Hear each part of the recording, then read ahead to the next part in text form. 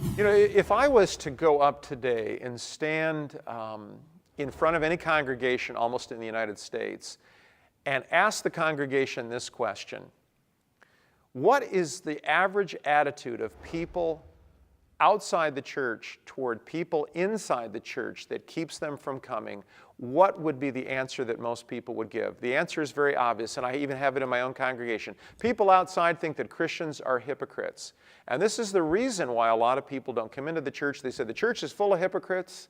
You'll hear this from people in the church. You'll hear it from people outside the church. And the reason that people say that is it's largely true. You know, anytime you have a problem, there's usually elements of truth to it. And I can tell you as a pastor that the church is full of hypocrites on times and seasons. I, on occasion, am one of them. I certainly have not always been the person that I should be. I have not been the pastor that I should be. I'm not living the way that I should be in every case. And so I will be the first one to admit that the church is full of hypocrites, often starting from the pastor. The problem that we have about this is a couple of things. First of all, people don't realize that sometimes the church is filled with people who aren't Christians.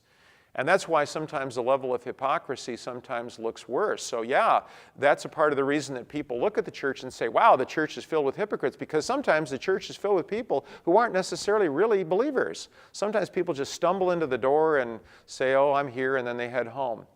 But I think the other reason that the church is filled with hypocrites is because what people need to realize is the church is a place where people are not perfect, but they're forgiven. You know, as the world looks in at the church, they can't really get it.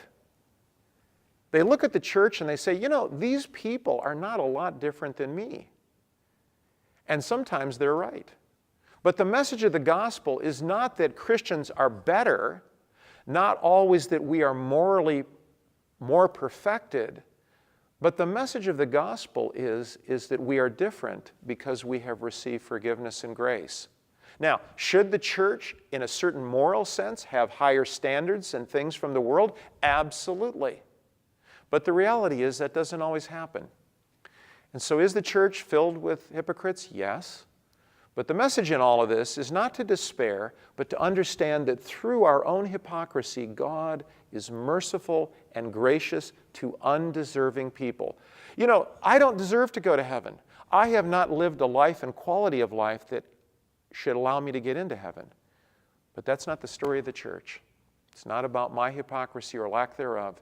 It's about the love, the mercy, and kindness of God to the undeserving. So brothers and sisters, let's celebrate that truth today, that God is merciful to hypocrites. Are there hypocrites in the church? You bet.